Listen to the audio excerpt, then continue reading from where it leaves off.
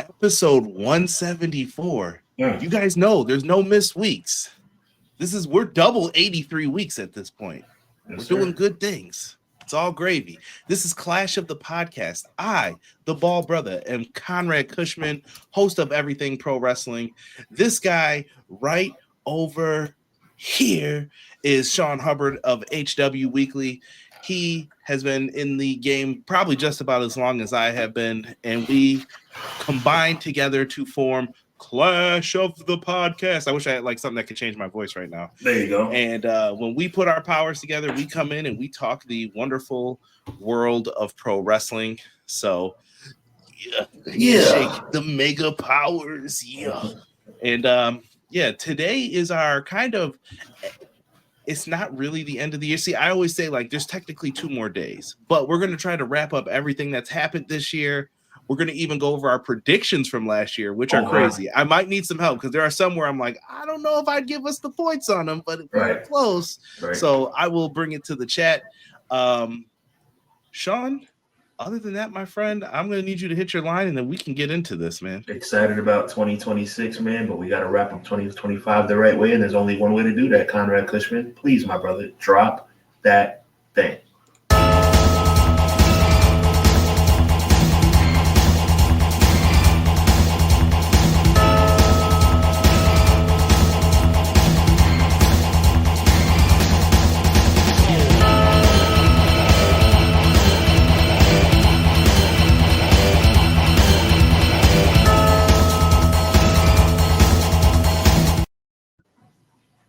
Yes. Thank you, guys. Much appreciated. I see a lot of people coming on in. Appreciate you guys. Lots of love in here, man. I hope everyone had a good Christmas, good holiday. Hope everyone was safe, no issues. Yes. Here in the world of Buffalo, it is really windy, Sean, today. Like, they didn't even come get my recycling. That they gave up, I think, today.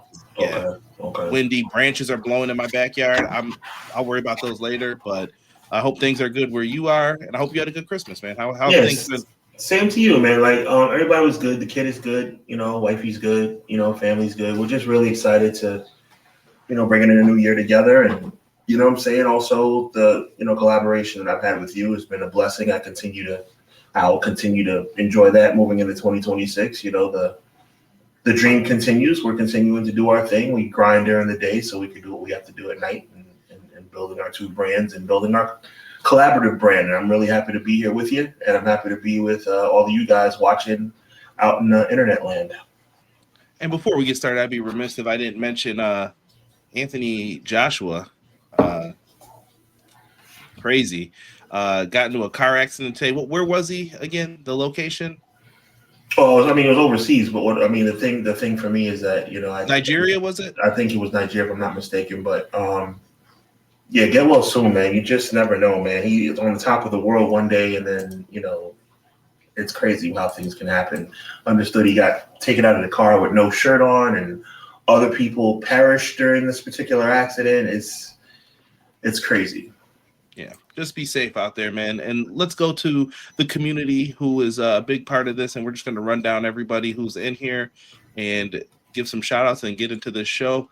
Big shout out to Clown, who's in the house. He said, afternoon, everyone. Hopefully everyone had a safe Christmas. Same to you, Clown. Queasy, 1-3Z, 4-Tweezy. There we go.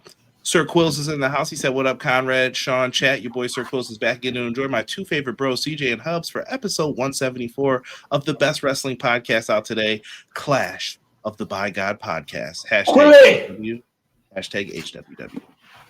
Yes, sir. He says this will always be another very good show for this Monday evening. AEW delivers again with another darn good pay-per-view. AEW Worlds End, a strong 8.5 out of 10. I will agree with that. I thought the show was good. I won't give it into the great. I didn't get into that high, but I thought it was good, though. Good storytelling. Best in-ring action in the world today. 8.5 sounds about right to me. And that's probably how many belts they're about to have. I was like, what are we doing? We'll get into it. I'm going to get Sean's thoughts on it here in a second. Jasim said next year could be Roman Reigns' year for the gold. The only one that has his new nickname is the only one that's his new nickname. The only one. We'll see. We'll see if Sean's prediction comes true, because Sean has called his shot and said that is the main event. Yes, sir. Happy Monday. My Steelers doing their annual WWE bit, making the last game be a de facto playoff game. LOL. God bless y'all. Yeah. The only video we like. God bless you too. We got XG Dub in the house. He said, off from work, helping Pops. Time for some Clash. Hey, appreciate that. Amen. Thank you, man. I figure how you wanted me to read that. Go ahead, Sean. I'm searching for a miracle. Believe the impossible. Shout out to my man Miracle FTW in the building. Says, what up to my favorite podcast, Tag Team Conrad and Sean. Always looking forward to discussing some wrestling with you and the chat. We appreciate you. Always, man. And you guys are always welcomed in here as well. Let's see here. Doug, another Monday, another Clash. Conrad, Sean, chat, teach me. Hey, there it is. Hey. Our good friend. Give you a little extra this week.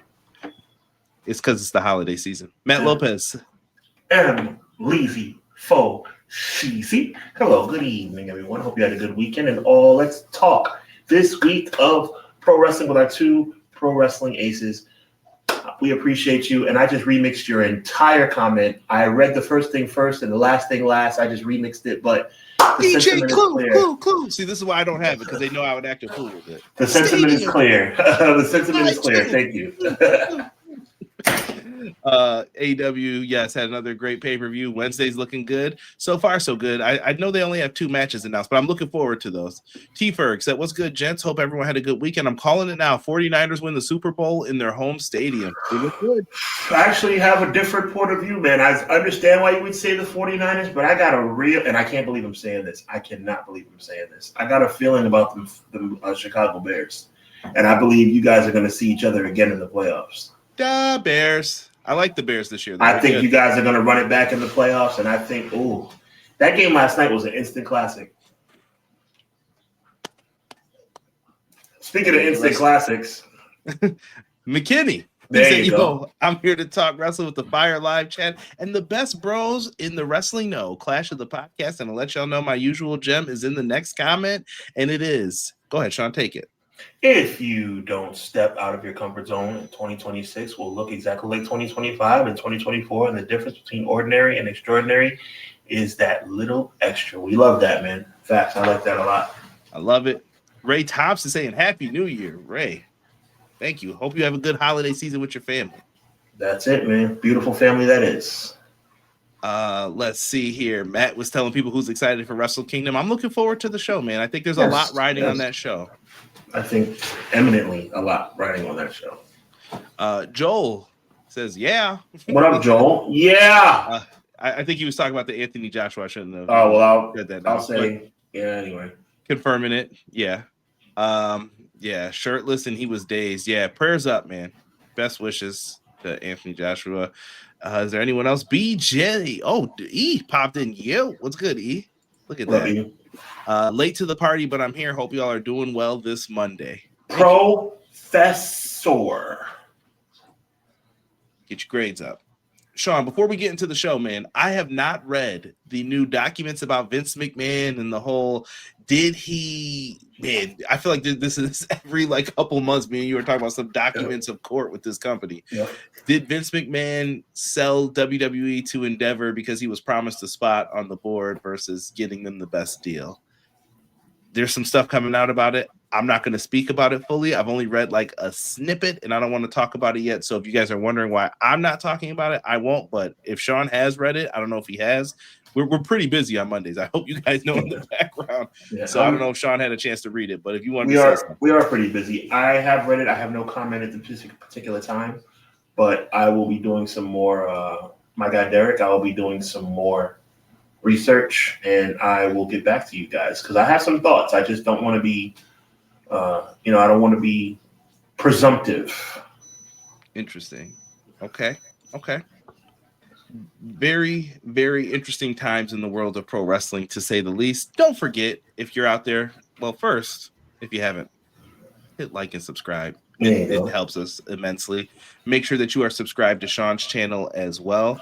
James, I see you in the chat. We were just talking about your favorite team, the 49ers. There you go. because he likes to troll me. I got to troll him back. Hmm. Also, if you guys want to support, we still got some good stuff going up, and I'm sure there'll be some New Year's sales. So Yes, make sure sir. you're going over to Threadless to check out HW Weekly, as they have some pretty good merch up that I think you could rock with some pretty good gear. So Yeah, we like to swag it out, not just wrestling. We like to swag it out in terms of affirmation, a lot of good things, man. Like I'm a philanthropist. I'm a Renaissance man. he has Swag Noided shirts. Get over there and grab yourself one. We also have shirts over at Everything Pro Wrestling. We have a T Public and a Bonfire. So make sure you guys go over. The designs are slightly different, so I would recommend checking out both and grabbing yourself a design. With that being said, Sean, what do you want to start with first here, man? You want to talk a little World's End? Want to get your thoughts in on Yeah, that? let's get Worlds in because I'm excited to talk about our predictions for 2026. Me too. World's End, man. We are here. I don't have every single match pulled up. I probably should. You know what? I have my notes over here. I'll pull it up. But yeah, Sean, it was a interesting show. Going through it. Did anything stand out to you on the pre-show that you wanted to talk about? We had Kingston and Zach Gibson. Maya World and Hyon got signed. That's dope. That's dope. I mean, I think the biggest thing that stood out was the fact that Santana, Ortiz. Ortiz I did returned. it too. Yeah, Ortiz returned to get with his buddy. I mean, the pre-show. Well, one thing I will say about AEW, their pre-shows are kind of weak. In my estimation. I think their main cards are great, but I think the pre-shows are kind of. I think they just load them up just to get people on the card so that people on the your card favorites. Mm-hmm. I mean, it is a pre-show too at the same time. Yeah, I mean, I hear you, but at the same time, I remember free-for-alls and all that stuff back in the day. It was dope. The last two, though, they did have matches that started off the show still like, oh, we're still here. Yeah, crossover stuff like Nitro, like fireworks going off during Big Bubba Rogers versus Too Cold Scorpio. Too Cold was my guy. Hold on. He was. Everybody, here comes Too Cold Scorpio.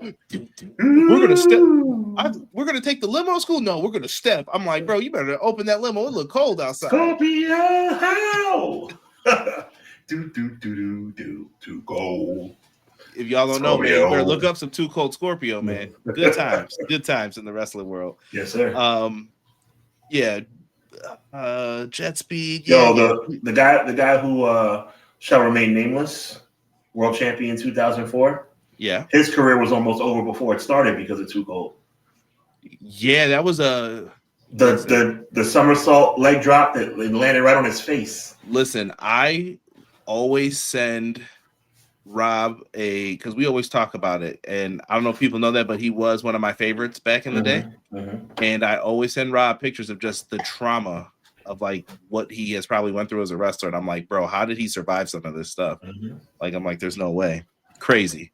For those of you that are trying to understand the picture I'm painting, Too Cold Scorpio did a somersault leg drop off the top rope, but his backside landed on who shall remain nameless 2004 world champion's face and basically crushed his face. And he that shall remain nameless didn't budge. Everything worked out fine, but it could have been a tragedy.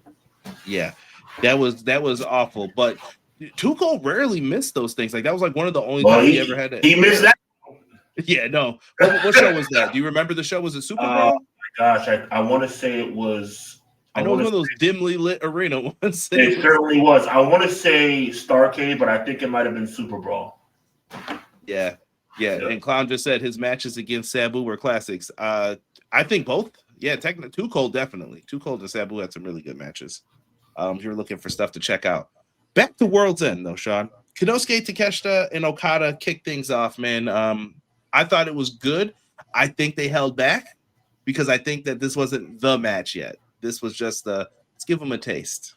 Thank you, Emily. I think they held back as well, Conrad. I think there was a situation where you saw the makings of what we're going to see at the New Japan pay-per-view, and I think that's a great thing because I don't want them to, hold back at the New Japan. I want Wrestle Kingdom to be an instant classic.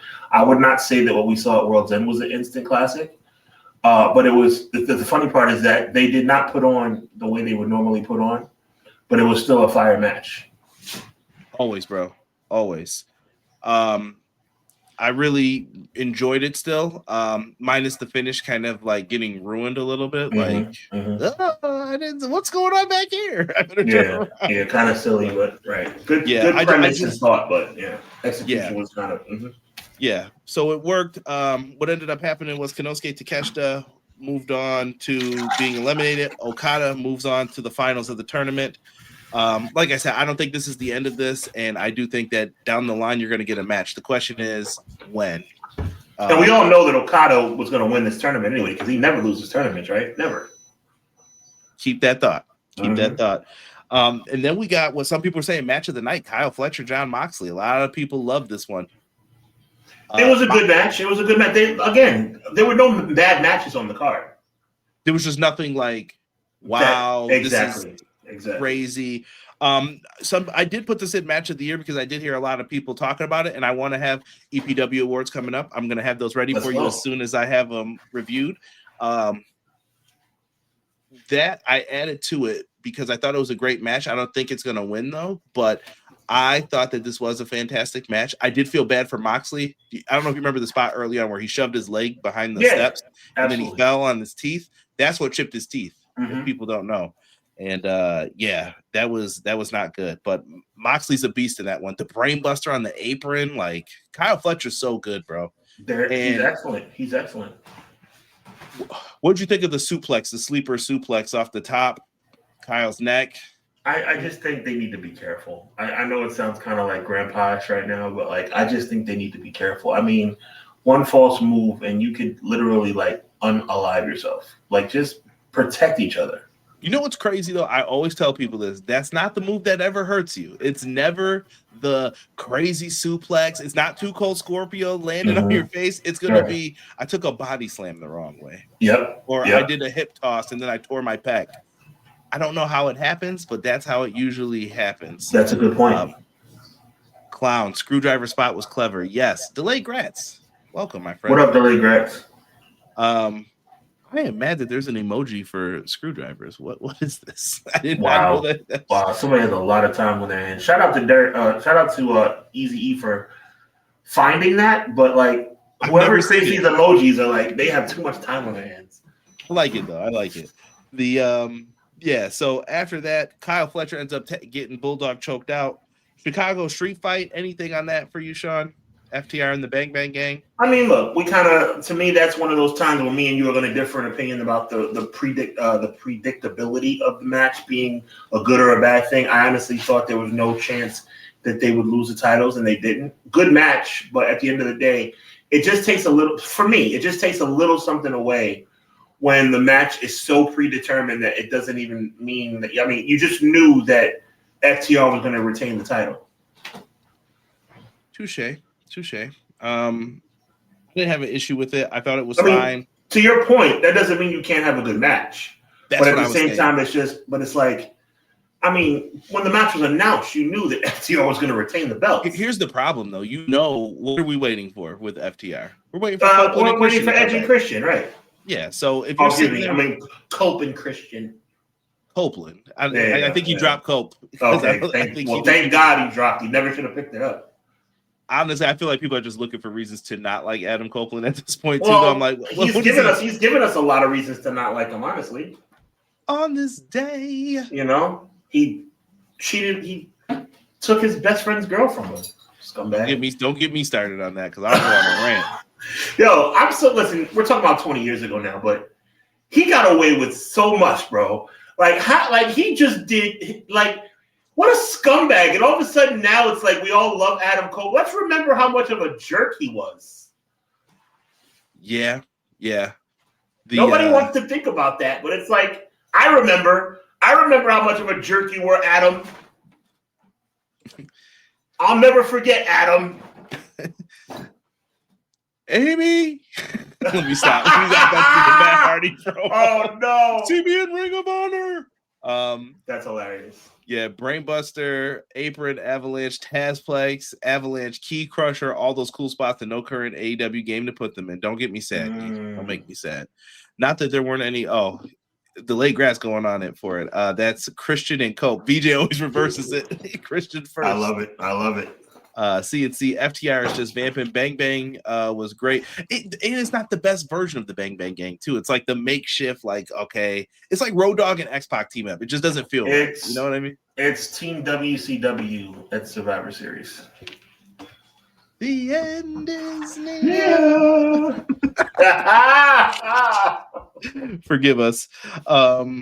Getting more shots. Shaw, how do you feel about the Sports Illustrated Awards? I talked about this on the pod recently. Tony Khan made sure they had a video package for this, and it's not him. He's doing a victory lap, but it's him doing it like professionally. Like we are happy about these awards. We know. Thank you, ESPN, Sports Illustrated. Where are the WWE PLEs right now? There you go. I mean, good point. Good point. I mean, I like it. Like nice, nasty. You know, I like it. Yeah. So, did you feel like those were good though? Like, I mean, it was fine. I mean, I think he needs to just like pettiness is not good. Doesn't look good on Tony Khan because he's a dork. But he also is being different because WWE won't recognize those awards. If you remember why Mauro Ranallo left, like he was happy he got an award and JBL made fun of him. But what I'm saying is that. Is it petty or strategic is what I'm trying to go to you at. It's petty. He's trying to be strategic, but it comes across as petty. So just if you want to acknowledge awards, just acknowledge awards. No extra sauce. No extra sauce. We don't need any extra. What was the extra sauce though to you? I just felt like I just think he punched it. You know what I'm saying? I think he punched it. And I think you agree that he punched it. I could feel it, but then again, maybe we're trying to put petty there where petty isn't there. But no, he punched it. Petty. He punched it. He punched it because he wanted it to be a thing. See, there's a certain way you can have something come across like, today I got a raise at my job. Nice. But then it's like, well, you're telling the world you got a raise and you won't let it go. Like he kept punching it. It was very extra. BJ said, "Give me all the sauce with this." I hear you. I'm not mad at it though, BJ, because guess what? Sometimes what goes around comes around, and I do like to see the bully get punched back in the mouth sometimes, where it's like I love that analogy. Would you like me? I love that analogy, but I'm going to crush it right now. Go ahead. It's nice when a bully gets punched in the mouth. But does it matter if the punch doesn't hurt?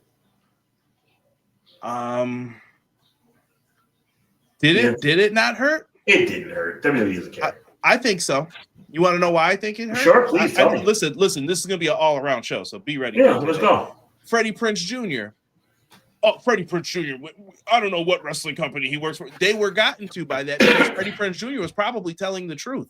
This is why I tell people, do not believe everything this company says in their little PR statements and how they feel. Freddie Prinze Jr. said, I have some friends at ESPN. Who's Freddie Prinze Jr.? Like, he worked for your company? That's how you treat people who used to work for your company? Just because he said something about you? And they just made it sound like he didn't matter. Wow. And he said the ECW original, Sean. Okay. No, in that comparison before. Tony Khan is definitely doing the victory lap, but I think signing Hyon and Maya World was a little bit of slight to Nixon Newell. And listen, and Miranda, we talked about this though. You got to make the most of your minutes, bro. Like if you're a bench player, when I used to go in, I've started, I've been on the bench, I've done it all. When I used to come in off the bench, bro, I'm coming in, I'm popping a three if I'm wide open, like I'm shooting my shot, bro. You got to. Yeah, I'm trying to get some more playing time. Like that's what it is. You think Triple H cares? Probably not. I don't know. I don't. I mean, Triple H is a JA, but at the end of the day, you got to hit him. If you're going to hit him, you got to hit him where it hurts. Stuff like that Triple H doesn't care about. What would hurt them though? They're a soulless sign one of their guys. That's what they sign. One of their guys. Sign one of their. Call the Usos, whose contracts are coming up in a couple months. Call them. You know who they're calling. Cousin Roman will be right there to say, like, look now, they said we can't be doing this now. I got you guys guaranteed. You know what I mean? Like they just their contracts are coming up. You asked me a question, my brother. What would hurt them? Would they leave Roman though? Like that's what I'm saying. There's a lot of people I'm like, I don't know if they would leave. And we're gonna talk about contracts later on in this. Let's run through this quickly. I'm sorry, I'm holding things up here with my extra commentary, but we need it, man. We had the women's tag titles. Willow pins Mercedes Moné. TBS title match. I texted you that night. Low-key, I'm disappointed, but I mean, we all know what we think it's going to come down to at the end, where Mercedes Moné is going to end up. But I mean, I would have liked to have seen her win the tag belts, but I think it kind of defeats the purpose with her losing belts one by one. She can't add one on. You know what I'm trying to say? Yeah, and she doesn't. Once again, Sean, she doesn't need to. But I don't like that narrative. Because it reminds me. I know you don't mean it in this way, but that narrative reminds me of Hogan at WrestleMania 9 when we were very young. Do you know that Hogan and Beefcake were supposed to win the tag titles that night? Okay. You know what Hogan said? We don't need him, brother. No, he didn't say it. He didn't say it that diplomatically. By the way, Brutus Beefcake, your best friend. Little history lesson, guys. Brutus Beefcake, your best friend, who's never had a taste of gold. Only gold he was going to have was when he got kicked in the face and was supposed to win the Intercontinental title against Mr. Perfect, but never made it to the match. And I'm not making fun of it because he got hurt in a parasailing accident. 3 years later, Brutus Beefcake has a chance to be a world champion, at least on a tag team level. You know what Hogan said? Hogan said, I think I'm too big for the tag team titles. Dream Team. He's already been there, done that. But I'm saying, like, at the end of the day, like, I don't like that narrative. You don't need the titles. But Mercedes doesn't because of storyline purposes. Okay. Because here's the thing. You can't subtract belts and then give her belts again. And then it's like, well, why are you doubling the problem? Like, get the titles off of her as you will. I still don't know if it's Willow or Athena, because Athena was in her grill after, too. Like, yo, you just lost that match for us. Yeah, she was tight. I like it, though. Two big egos. They get into it. By the way, I said it was tight. You didn't nothing for that? I did, but I don't want to be fine. Come on. I don't want to be fine. Right. Chat, let me know if you got that one. Let me know if you got that one. She was tight. Roll with it, Conrad. Yo, bench life Conrad Hustler. We've all been there. Put me in, coach. Right. Listen, one time my coach was going to pull me and I shot a 3. I'll never forget it. What are you?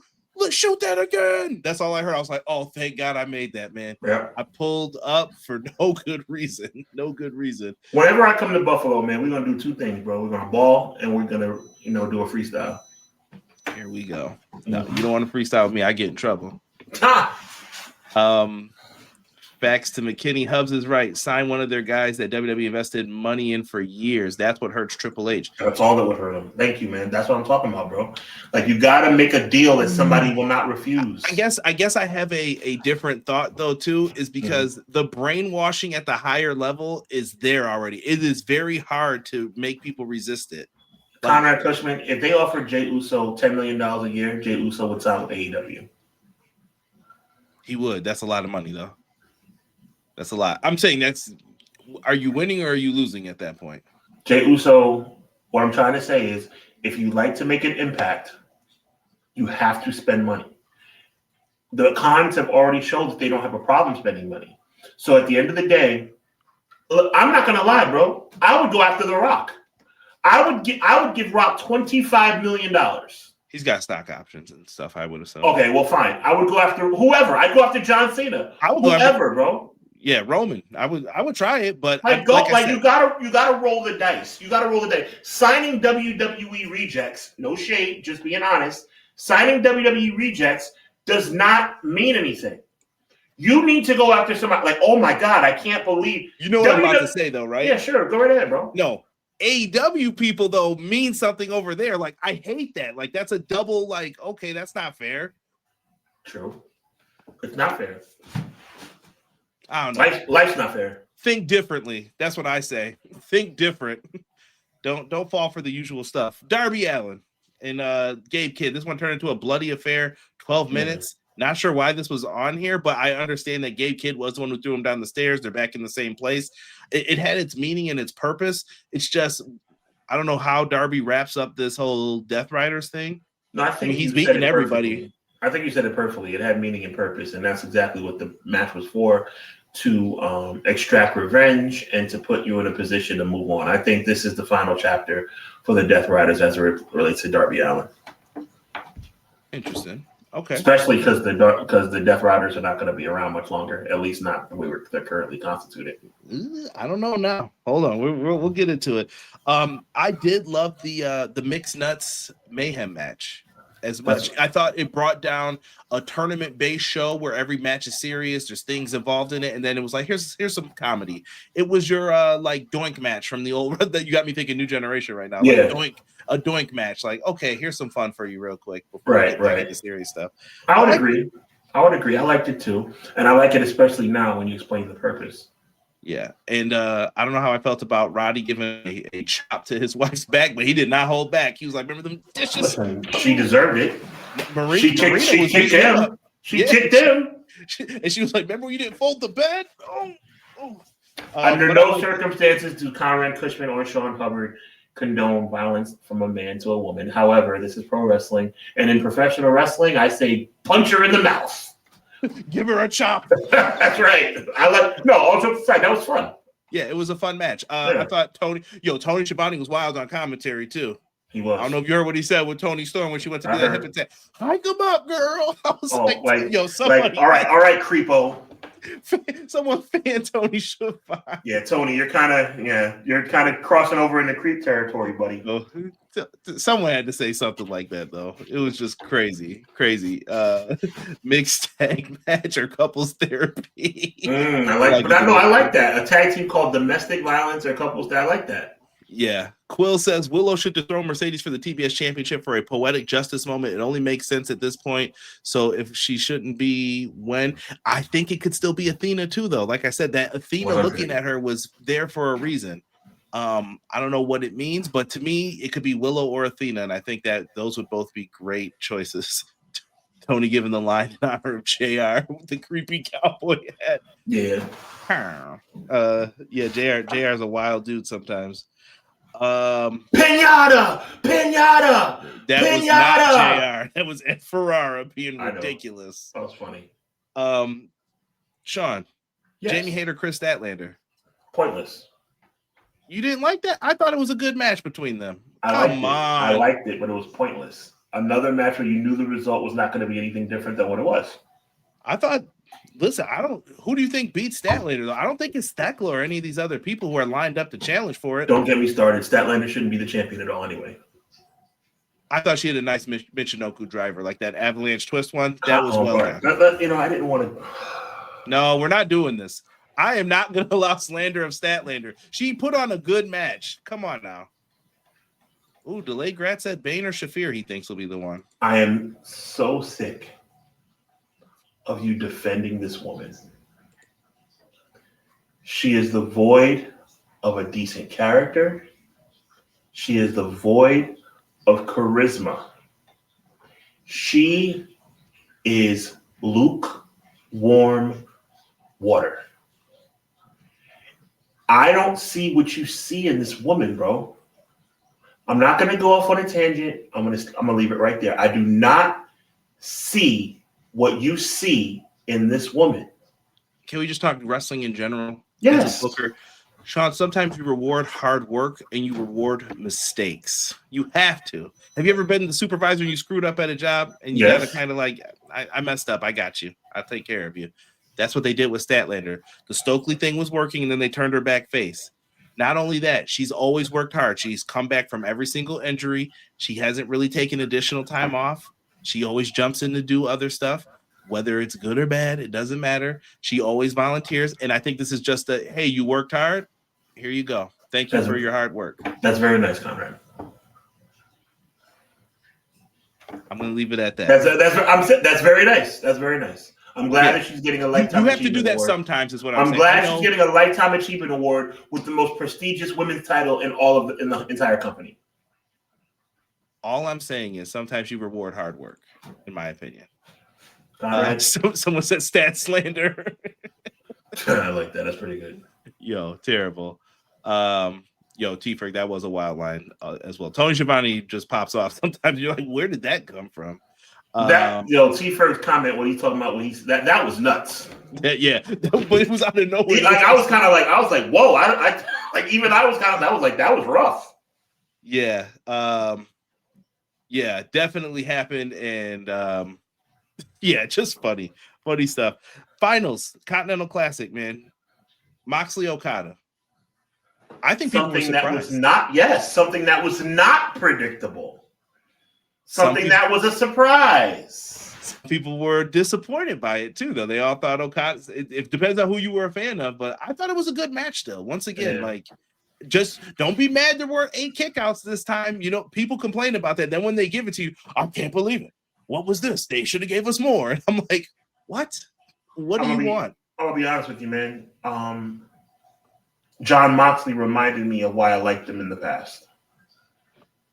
This reminded me of the John Moxley that I actually enjoyed before this Death Rider garbage started. I like this. I like that version of John Moxley. Give me that guy. Didn't it work though? The Death Riders. I think it accomplished what they needed it to. We needed top heel. MJF's not available. Who's going to fill the spot? Moxley says, okay, it's me. He jumps in with that group, and I get it. At first, people didn't like it, but by the time All In came around, they were rooting for, Hangman's got to beat this guy. And I don't know if it's just strictly on hating them, but he did his job. Like, what is the heel supposed to do? Yeah, the heels are supposed to. There's Stone Cold Steve Austin heel. There's Rock heel. There's Roman heel. There's Swerve Strickland heel, Adam Page heel, and then there's X-Pac heel. That's it. Where did that name come on? Which one of these is not like the other? Yeah, one was good and one was bad.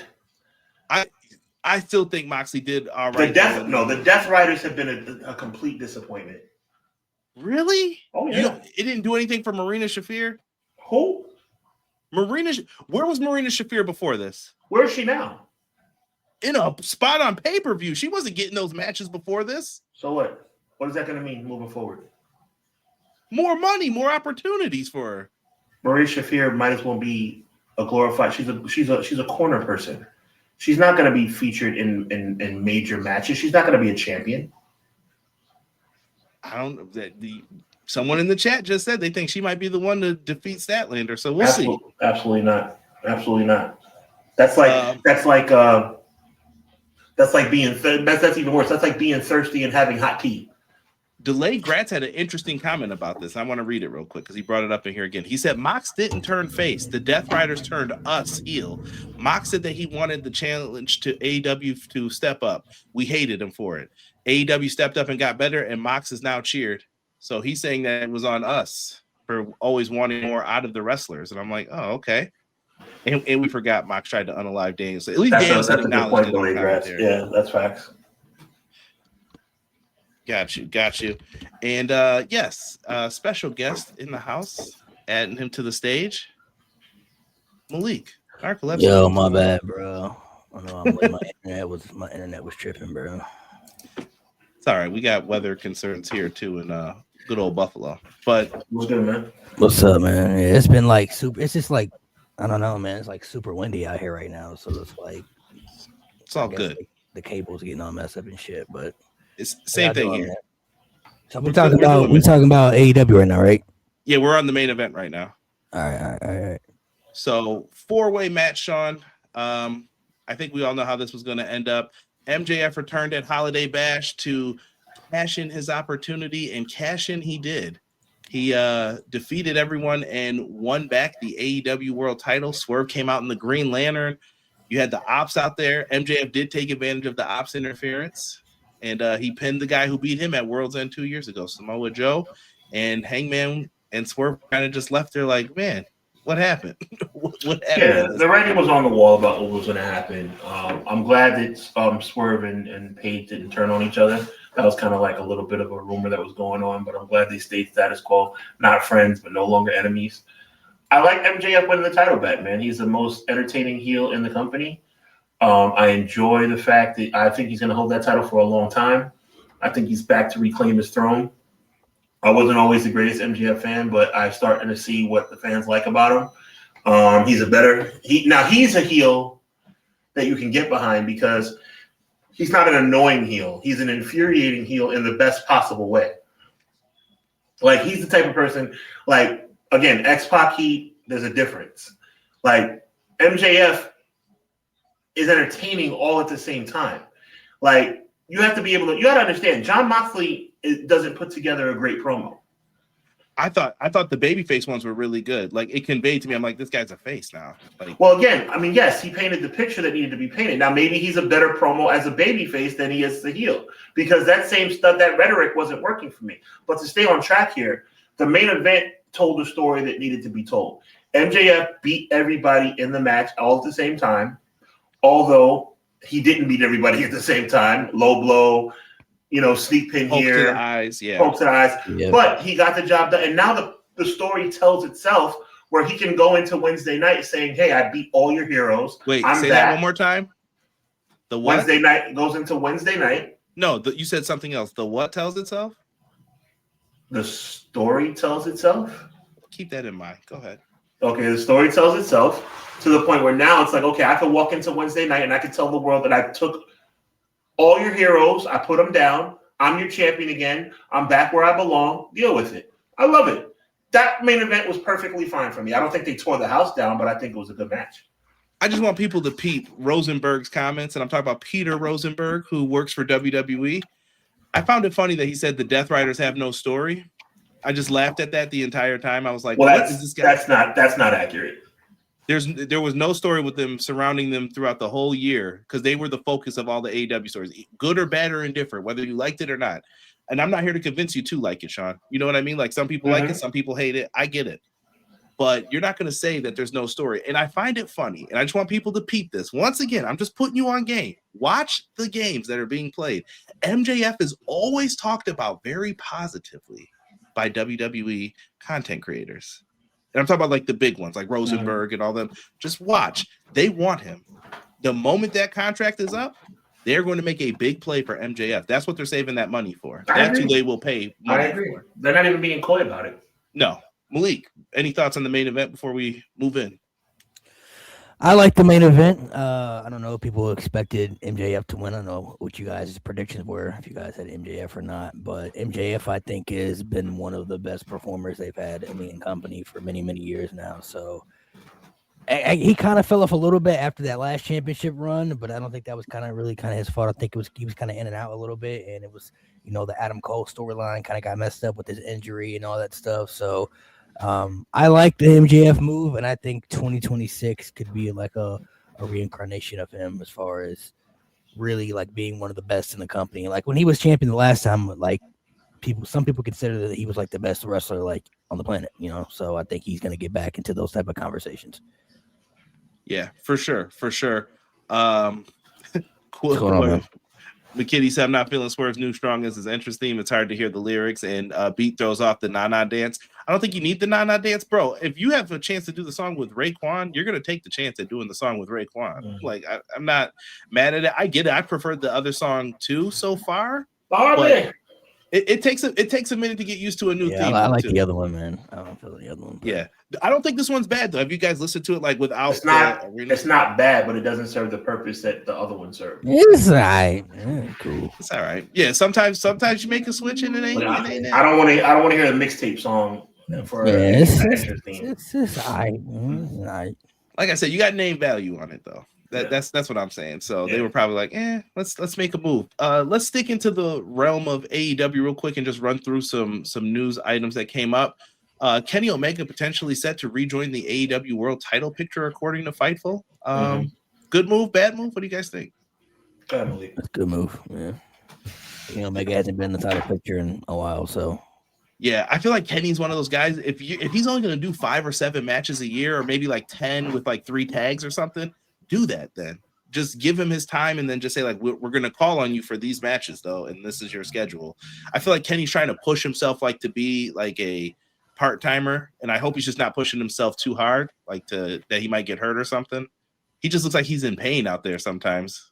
I think it's more so AEW just trying to use him the way they feel they got to use him, especially after the whole diverticulitis stuff. They just want to make sure that he's good, available when they need him. I don't know if Kenny will ever kind of go back to what he like used to be, like 2018, 2019, where he was like top of the food chain, best wrestler in the world, but he was wrestling so much too before he got hurt last time and all that stuff. So I mean, he could potentially go back there, but it's really going to depend on his health. I mean, he knows his body, right? So, yeah. Big shout out to William Regal as well, talking about neck injuries and just telling people to be careful.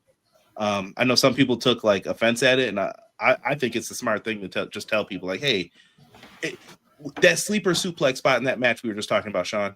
If you take that out, does it change the match that much? No, it doesn't. It doesn't. Nothing at all. It was still a fantastic match. So I don't know how you feel about those things, Malik. If it's too risque to do some of those spots that people are doing. I mean, they mentioned Braun Breaker in the what was it, the Road Warrior spot from War Games. Crazy. That shit was crazy for sure. Yeah. I thought he definitely broke his neck when that spot happened. But neck injuries are probably like top 3 most serious injuries you could have in wrestling. We've seen the effect it's had on Daniel Bryan, even though he's come back and stuff like that. But you wonder like what his career could look like. Edge the same way. Stone Cold. I mean, Stone Cold I think is a perfect example. I mean, we're talking arguably the best peak wrestling's ever had, but didn't really last long. You know what I mean? It was what 3-4 years at best. If he never got hurt with that injury, I mean, we don't know how much longer that could have lasted, you know. So Kurt Angle's another example, you know, like neck injuries I think are very serious. I know William Regal put out the tweet and some people took offense to it and everything, but it's like that's like one of the injuries like you don't want to have in wrestling because sometimes there's really no coming back from that, you know, or your career may get cut short, you know. And ramifications after your career as well. Yeah, I mean, look at Edge too. Like we were just Edge might be one of the lucky ones, you know, where he was gone for almost a decade, but he got to come back and he's been, you know, pretty good and valuable, I think, since coming back. But it's like that's how many people are gonna be lucky as Edge? You know what I mean? Like not everybody may have that type of luck. So yeah. I want to comment on this for McKinney. He said that, there's a story, but the majority of them suck. The whole Death Rider story was lame, and why haven't they jumped Mox yet? Because I don't think they're going to jump Mox now. They might join up with him to go up against the Don Callis family. Oh, bro. I'm just saying. It's there. It's there. You got Takeshita, Okada. They got to turn Mox away from that group now, bro. Especially after that match. I think they might turn them face. But then again, if you don't see them turn face, then I think you can expect a heel turn still. But I think they turn on Mox, bro. I mean, because honestly, I don't think they really need him anymore now, especially after that match and after the crowd kind of like turned and stuff. I think you got momentum now with Mox again as a baby face, which is a good thing now, I feel, because for a while the Death Rider story had a very good ending with Hangman and the match and stuff, but I feel like realistically, if you were to move Mox back into a face and go in that particular direction, I think it would work, honestly. Now, I don't really think he has to be in the group anymore per se. I think it was really kind of hard for him to kind of turn back into a face the way after that Death Rider story was for many people. So, okay, all right, no doubt. Let me see here. Okay, yeah, go ahead, Sean. Yeah, guys, listen, I just got a call. No emergency. Well, it's an emergency-ish, but everything's going to be all right. I have to run off the stream tonight, which is kind of a different thing for me. But, you know, the big man upstairs works in mysterious ways. I'm not here, but Malik's in the building. So Malik's going to hold it down for me. Conrad is always going to hold it down for me. I'll keep everybody posted. Nobody's leaving this earth. Nothing catastrophic, but I got to handle some family business. Appreciate y'all. God bless. Be encouraged. Evil never prevails. I'm going to holler at y'all next week. Thanks, Sean. Okay. All right, Malik. It's us. It's still Clash of the Podcast. It's still happening. Right. Malik's got a podcast with No Name Wrestling Podcast. You guys can check them out every Sunday, 5 p.m. ish. Yeah, usually at like 5:10, 5:20. Yeah, we're always late. They usually say it's Mo's fault, but I'm just saying. Most of the time it is, honestly. But yeah, definitely an interesting podcast. And Malik, one of the topics that I did want to bring up on here was we were going to talk about wrapping up 2025 and what happened in 2026. I do have Sean's predictions, so I will go through them, and I'll go through the ones that we did last year real quick. All right. I have all of those up here.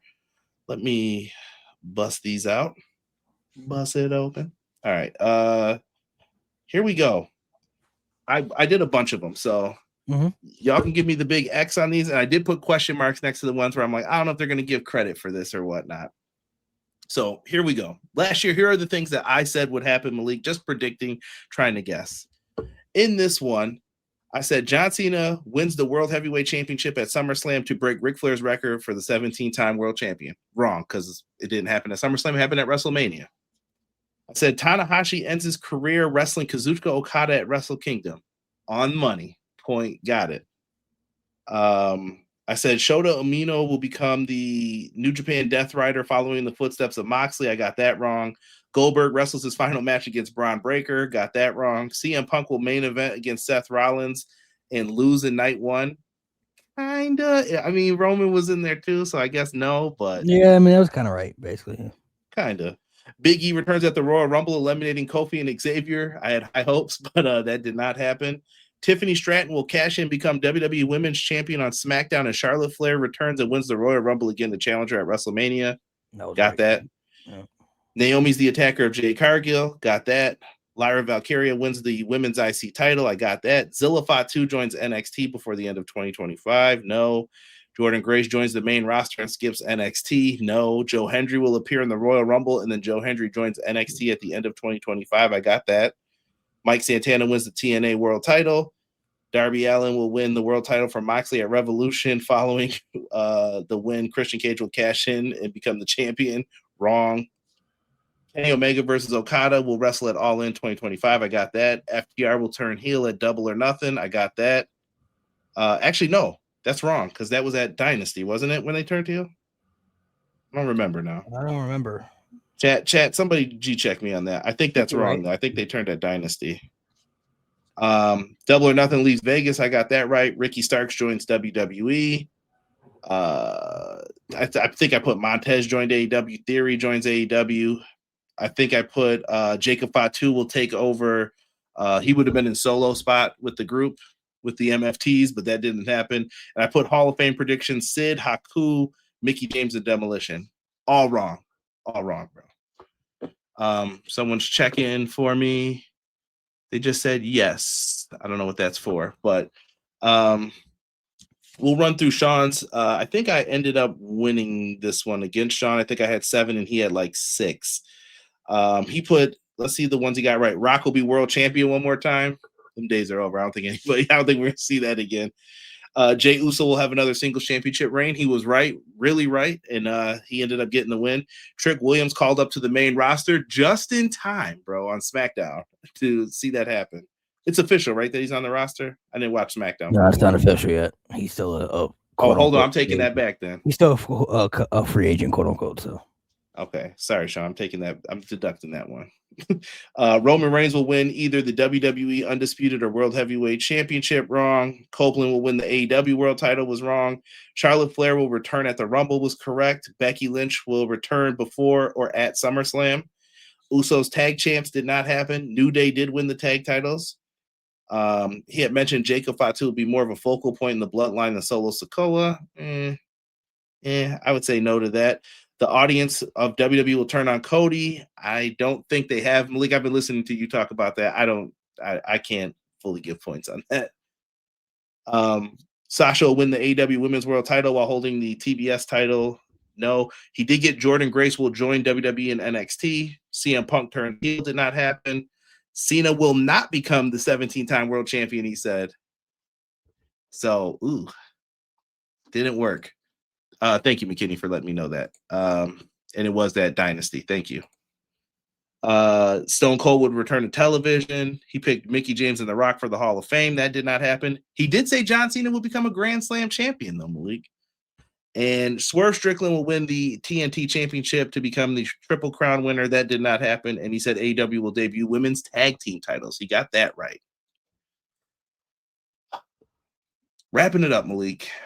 We got new things. I'm going to put up Sean's link here.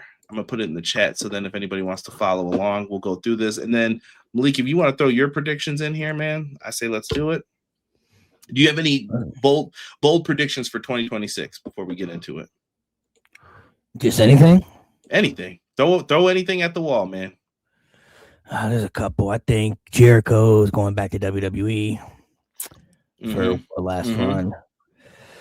Let's see. Jericho back to WWE. I'm gonna say, I don't know if I have like any crazy, but I think Braun Breaker wins the title on Raw.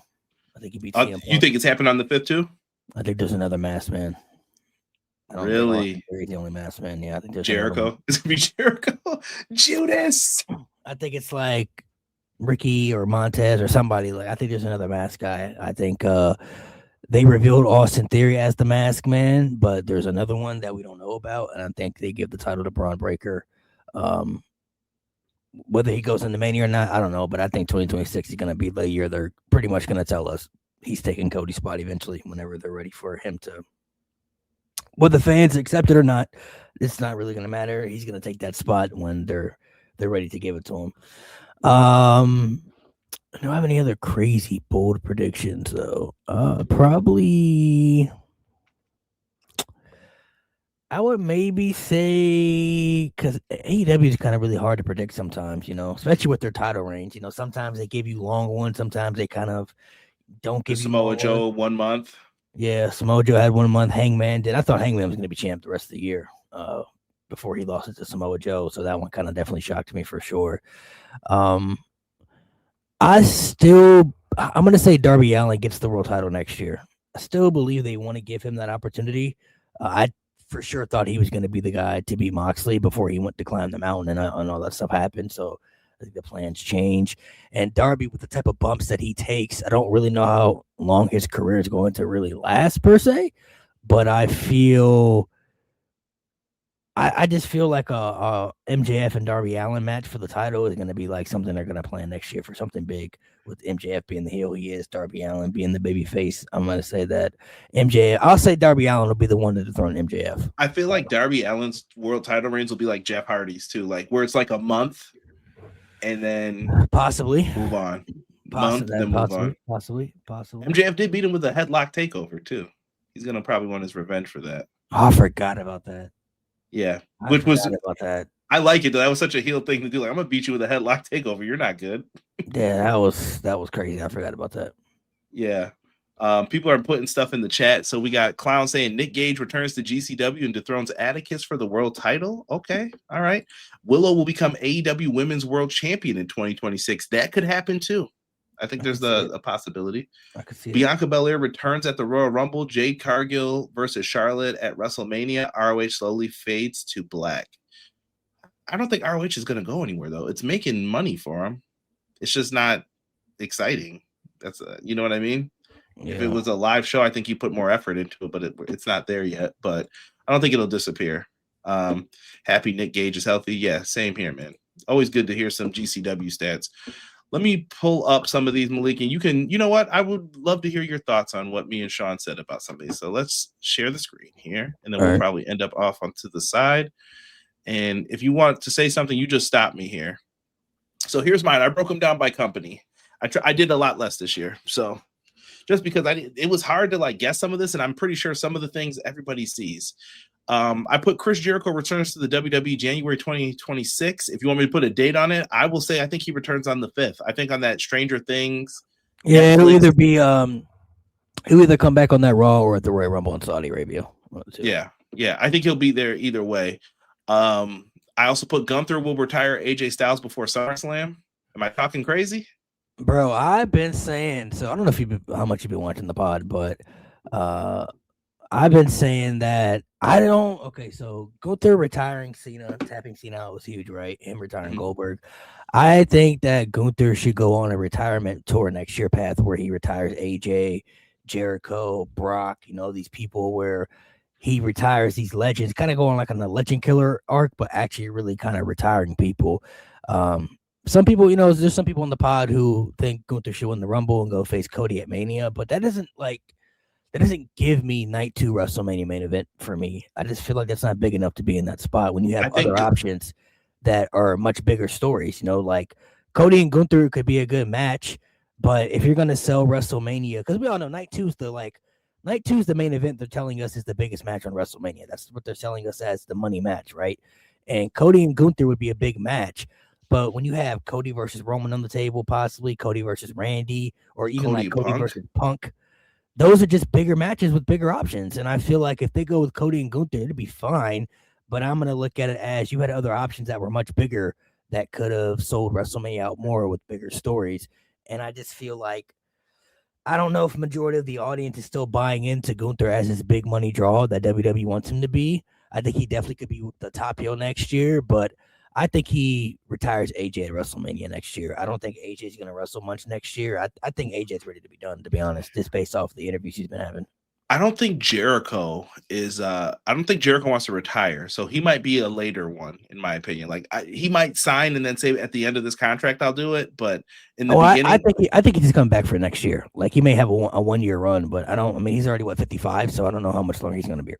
I think Jericho's good. I think he's going to push it until he can't anymore, in my opinion. Yeah, and I agree. I think Gunther should have like a taker spot at Mania, if that makes sense. Like you have a big match that's not a title match. So you got to put him in there with someone big and then just do it like that. I think they're saving the Brock match for SummerSlam. That's what I'm thinking. You think Brock's done too? You think he's almost ready to be done?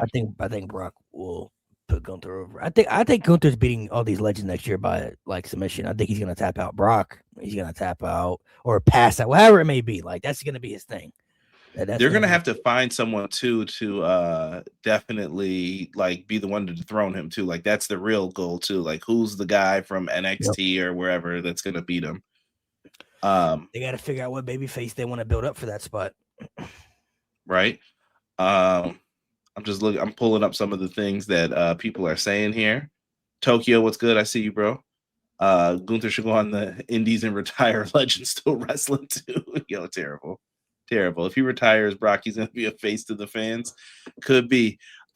Sticking with my stuff here, going back to it, I got Danhausen joins NXT. I think that I heard that there may be some detractors to Danhausen, but I think he's going to work well in WWE. This guy moves merch, man. They're going to want him. And if you're worried about his wrestling skills, I guess, per se, NXT's the perfect place to have him. Danhausen NXT? Maybe. I could see it. He could be a draw going into it. As what you just said, Malik, I agree. Braun Breaker becomes world champion first quarter of the year. I'm calling it. I think he's going to be in the world. You think so too? Okay. Yeah, for sure.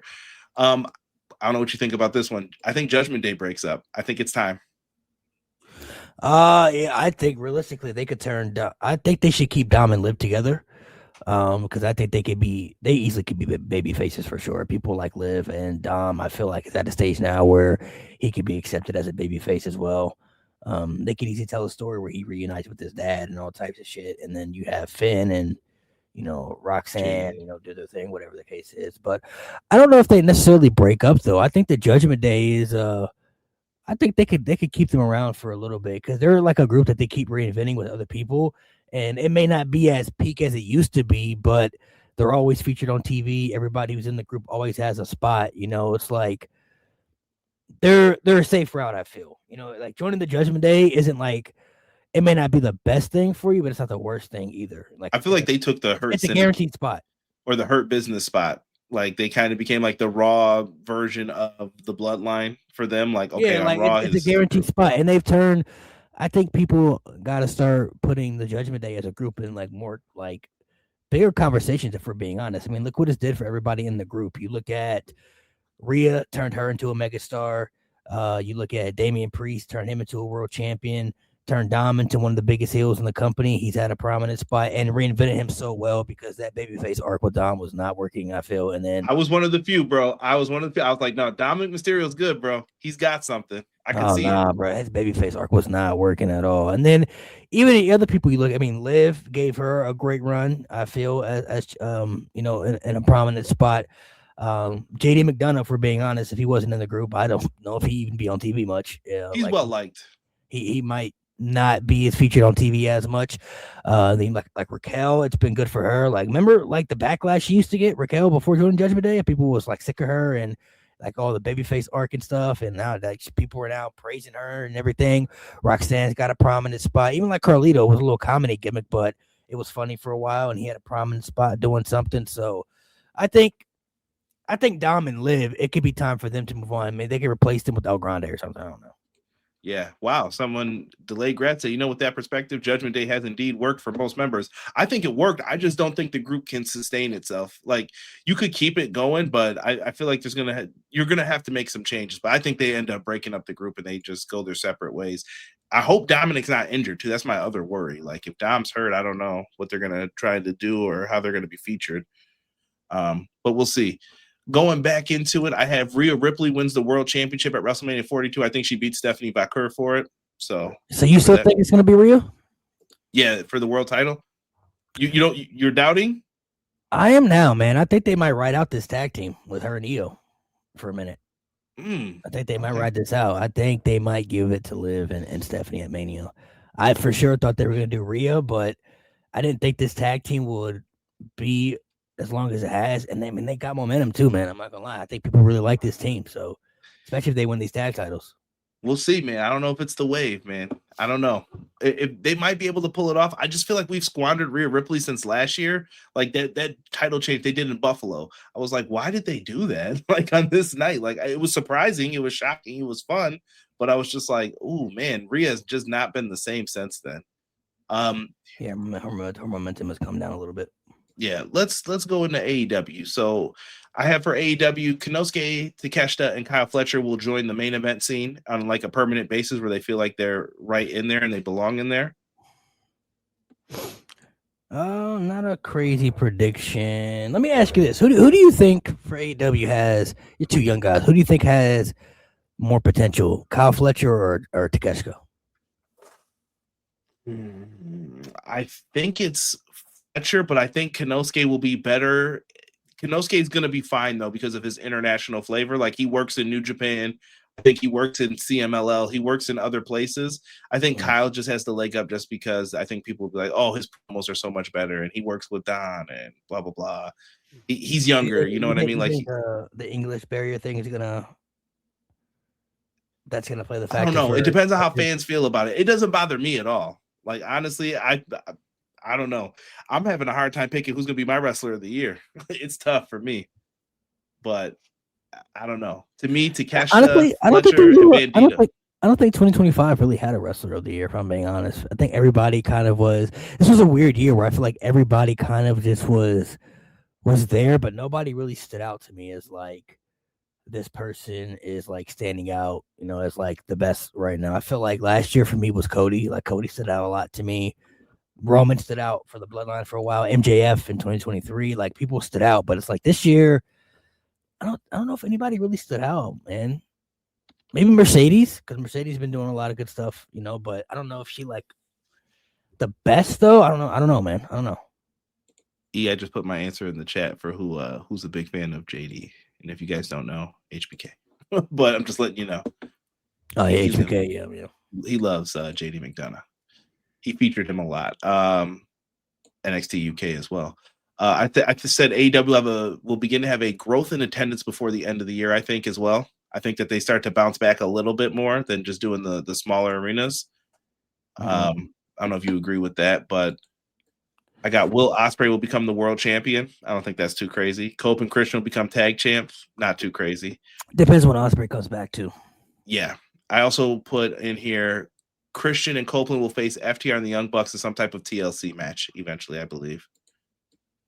And then I have Mercedes will continue losing all of her titles until she gets the women's world title at AEW All In. Yep. And I have Mick Foley will join AEW. Oh, I mean, I can see that happening too now that he's not at WWE. And if he wants a match, and this I didn't write this one down, but if he has a match, it's going to be Mick Foley, MJF, and that's how Foley will end his career. Mick Foley can't go no more. It's a wrap for him. He can barely move, man. He can barely walk. Listen, that don't mean he won't try. That don't mean he won't try. Barely walk, man. He could barely. I don't even think he could even pass the physical to get in the ring. We'll see. We'll see what happens with it. New Japan, I put this in here. I said post-Tanahashi era, Three Musketeers, Yota Tsuji, Shota Umino, and Ren Narita will rise up, but Tsuji will become the face and the ace of New Japan Pro Wrestling. See, I feel... Okay, see, I'm not saying that's crazy, but I feel like Takeshita really could be the guy for New Japan, bro. But he's stuck in AEW too, so it's like he's in and out, so I don't know if they can really depend on him to be that guy after Okada, but... Tanushi isn't a bad choice, but Takeshita, man, I really like Takeshita a lot, bro. I really feel like he could be like that dude for New Japan because they definitely need to. They took some major hits losing. They don't got Naito anymore. Obviously, Tanahashi's about to retire. Okada's gone now. Like they lost some of their big prominent players. Kenny Omega's not there anymore. Like that 20, like that Bullet Club era. There's two people trying to leave now.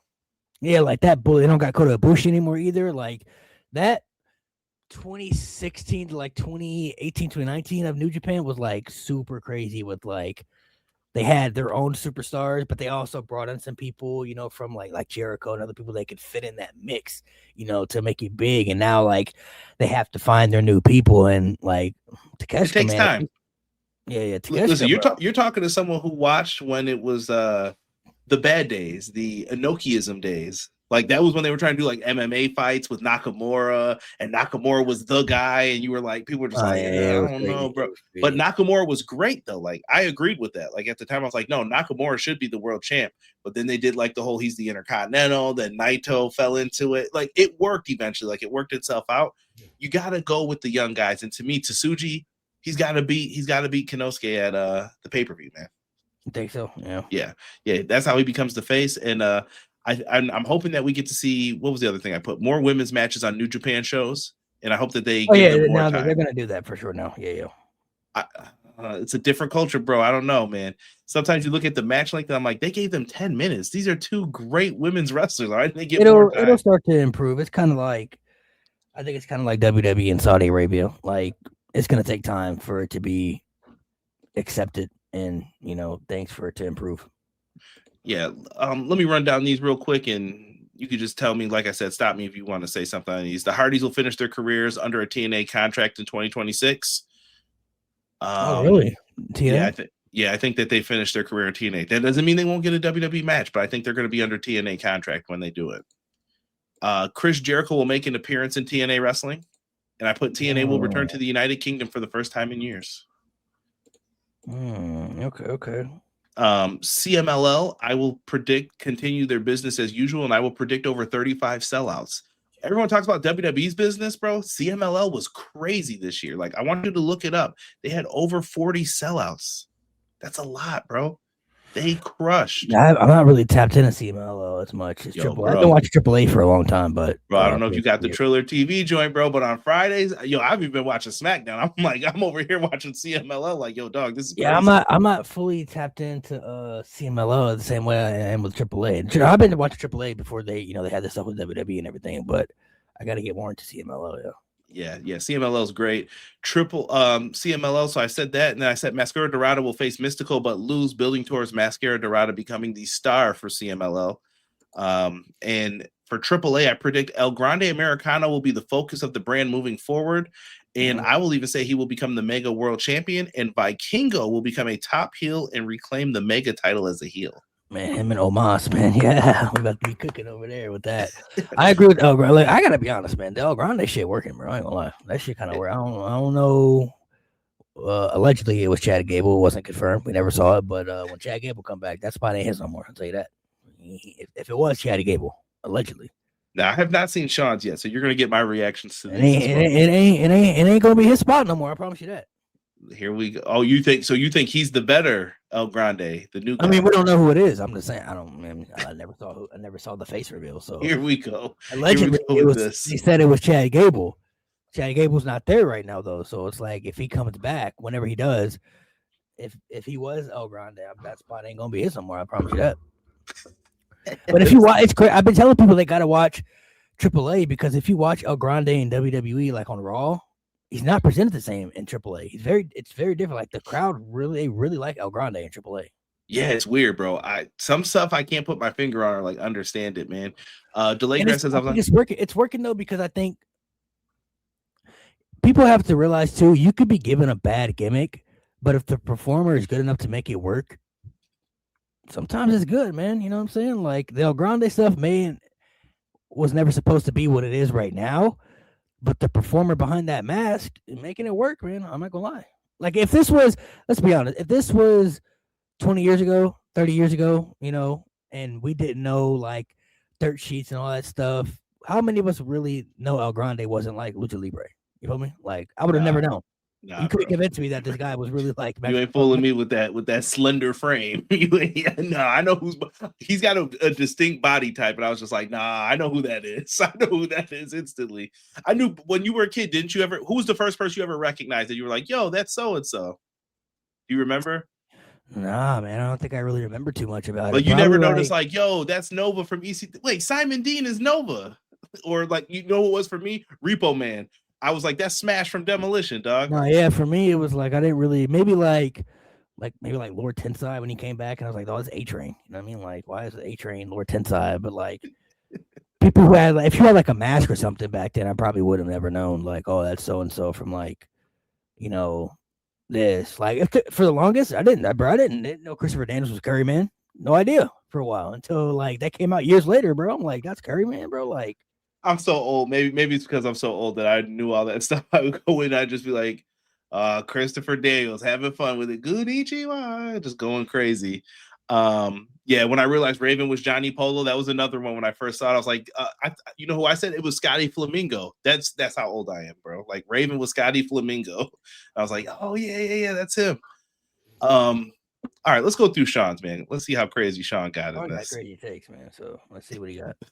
The Rock will return to WWE this calendar year to start the road to WrestleMania 43. Not crazy.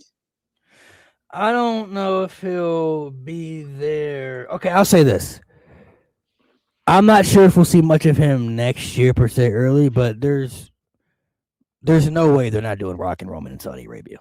I will be shocked if that is not the plan for Saudi Arabia WrestleMania, Rock and Roman, like the actual main event match.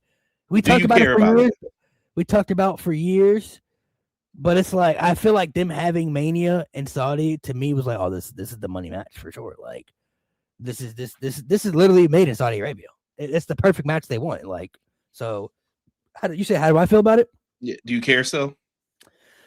If I'm gonna be honest, as a fan,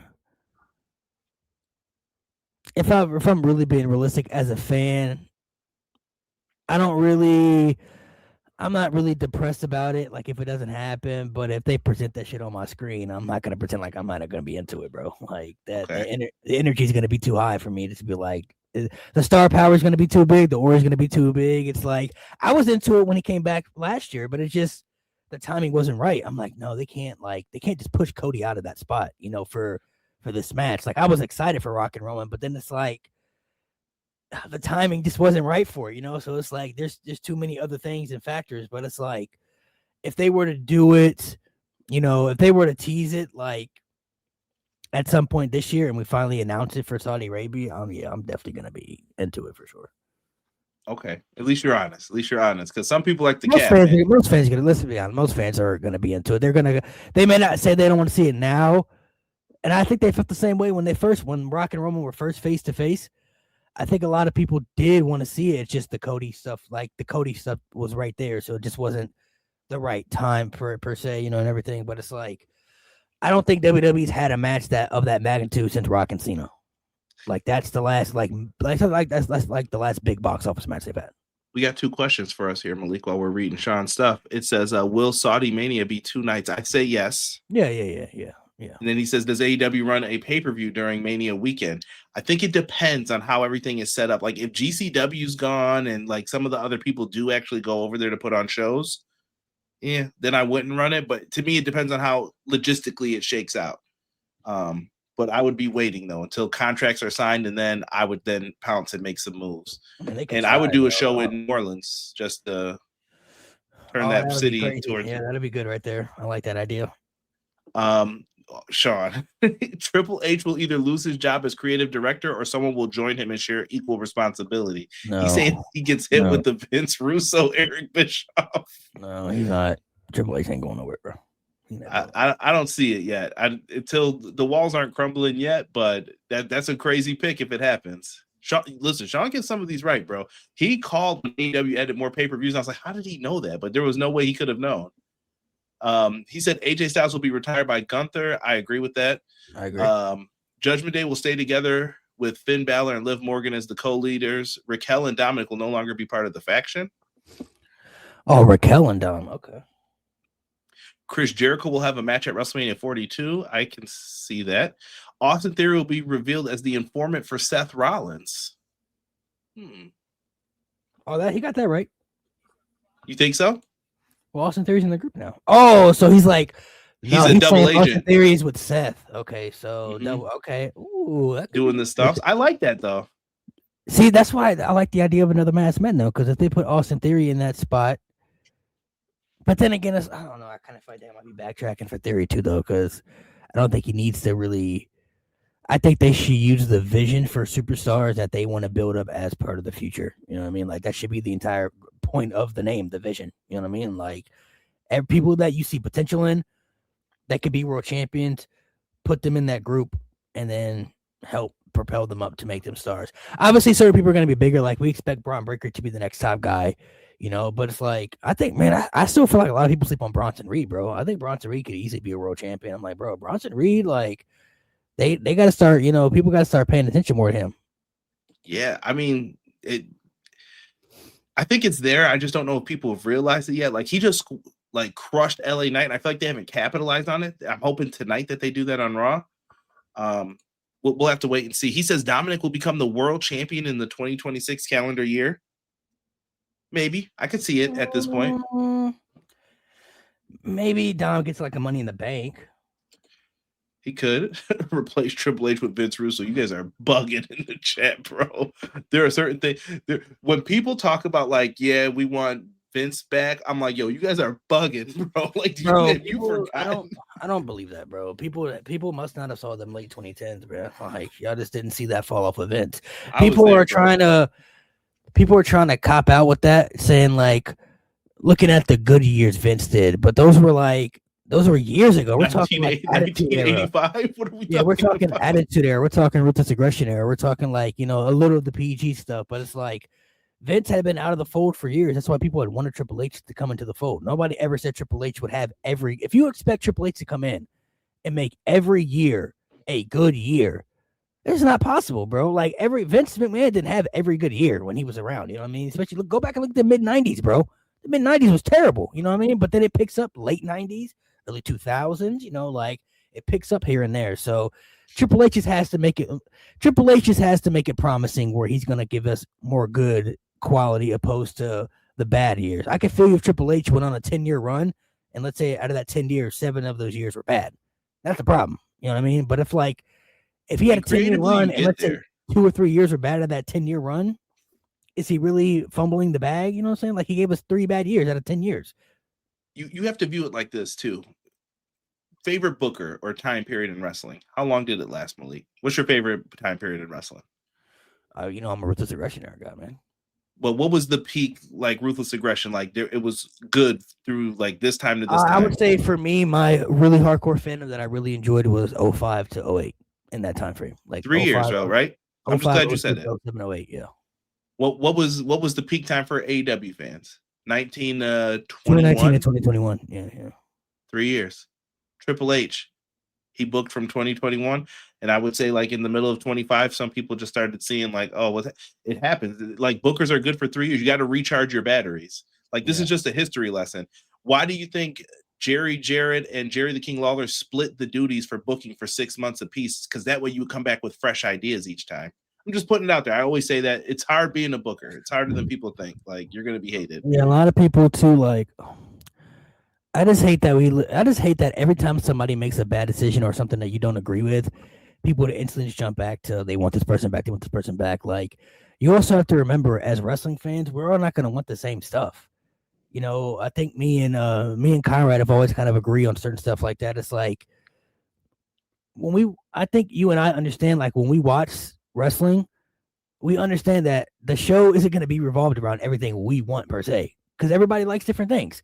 So there are going to be certain champions that are going to get pushed that we may not like, but we understand why they're getting pushed. Like when Jey Uso won the Rumble, I didn't necessarily hate it because I was like, I understand like why he's getting this opportunity. He checked all the boxes. That's what I told Sean. There's a difference. See, I told Sean I was in the middle on this because I think Jey Uso was going to get it. No, based on like just how the company is. But at the same time, when they gave it to him, like, yeah, he checked all the boxes. Now, would I have had him tap Gunther? No. Oh, that was crazy. That was terrible. But there were things that I was like, okay, yeah, like, but he deserved it though. Like he like at least had an argument. Certain people are going to get opportunity. And listen, sometimes WWE gets it wrong, gets it right. You know what I mean? It's like, you know, they gave Miz a big opportunity in the early 2010s, and most of us were like, what? Like, Miz, the main event of WrestleMania, WWE champion. Like, it didn't feel right, Then years later, people started saying Miz deserves more respect and stuff. And, the same with Roman. Roman got that big opportunity at WrestleMania against Brock. Most of us were like, Roman, I don't know if he's really ready for that. And then it took a while, but. And like Miz, I think you can question some of those things too, Malik. Though, like, here's the thing: like with Jey Uso, I was like, would I have done it at Mania? Like, he wins the Rumble. I don't know, because you put Punk and like people in weird spots after that. So I could see that too. Honestly, the push they gave Jey Uso should have been LA Knight, but I digress. Yeah, and you could make an argument for that too. Hold on, let me wrap up this WWE one, then I'll go back into the chat here. There's not too many more left. He said Jimmy Uso will become a singles champion. I don't know. I feel like they're about to stay in a tag team. If this was last year, I would definitely give that way more credence. But I don't know, man. He might get a little opportunity. We'll see. Jade Cargill versus Bianca Belair at this year's WrestleMania. I could definitely see that. I agree. And Sami Zayn will not be the world champion in the next 12 months. I will agree with that as well, I think. I think Sami could be favored. So possibly, I think Sami could be favored to win Money in the Bank next year. I'm just gonna throw that out there. You're talking about in New Orleans when they do it in like September? Yeah, I think he could win the Money in the Bank because I feel Sami is going to get a world title push at least once, but I don't think it's going to be like, I don't think he's winning the Rumble next year at all. Like, I don't think it's going to happen at Mania per se. AEW, he put Mercedes Moné will win the AEW Women's World Championship at All In. I agree. John Moxley will turn face when the writers turn on him. Could be. John Moxley will apologize to Bryan Danielson for things he has done to Danielson, leading to a retirement. Retirement for Danielson or Moxley. See, I need clarification on that one. Willow will be TBS champion in 2026. I agree. Could be. She might win it. She might win it this week, though. You might be wrong then. I think they're going to give it to her. Yep. MJF will remain AEW champion throughout the entire 2026 calendar year. I don't think so. No, I don't think he's going to have a long reign like he did last time. Same. Don Callis will turn on Kyle Fletcher. Could be, but I'd say maybe by the end of the year they might do something like that. No, I don't think they should do that right now. More, I gotta see how the next year looks, but as of right now, I don't think it's a good idea. He says Adam Page and Swerve Strickland will follow the HBK Stone Cold model and become World Tag Team Champions. Okay, I can see that possibly. They're probably gonna retell the story they did with Kenny and Hangman, just with now Swerve. El Grande Americano becomes the AAA Mega Champion for sure. The Hardy Boys will leave, not re-sign with TNA. I think they already re-signed with TNA and will retire as official members of the WWE roster. I think part of that's true, what you said. Mustafa Ali becomes TNA World Champion. I could go with that. And the Motor City Machine Guns will return to TNA. I ain't gonna lie, their WWE run ain't it, Chief. Well, I don't really know when their contract expires, but yeah. Listen, I'm glad they're getting money. That's all I care about. I'm like, good for them. They never got like the big money. Yeah, I mean, unfortunately for them, the tag team division is like hit or miss in WWE. So I felt they should have started NXT for a little bit personally, but the SmackDown tag team division was cooking up until after SummerSlam. After SummerSlam, it fell off. But BJ putting some good ones in. He says AJ Styles retires from WWE but does a 1-year finale outside of the company. That could happen if he's not satisfied. Otis ends up being a mainstay of TNA. Okay. I was just kind of thinking Triple H was working with that talent that already had set up. Roman, the bloodline already existed. Now that the bloodline is done, Triple H has floundered. In some spots. Is the bloodline really done though? Is it? It depends. I don't know. I don't know if I care as much either. Though, but EA WWE. I mean, they own them. They wouldn't. If this happens, I'm gonna call this. I bet you AEW goes to 2K because 2K will just have the assets for a wrestling game. And let's get the second biggest one that we can get there. Why do you think we don't get more wrestling games outside of the brands now? Like games in general. You remember how we grew up and used to be like you had SmackDown vs. Raw or like Here Comes the Pain, but you had like Crush Hour, many different variety of games, man. Like we need more of that.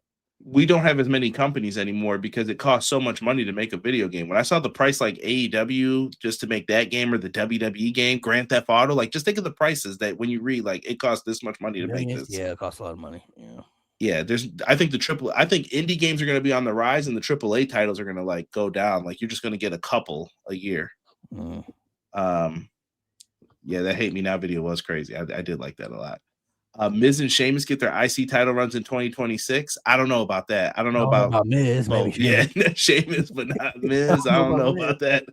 Miz is I would have Sheamus beat Dom for the title. Yeah. That's what I would do. Thank you, Matt. He said Matt Hardy confirmed that he and Jeff did resign with TNA.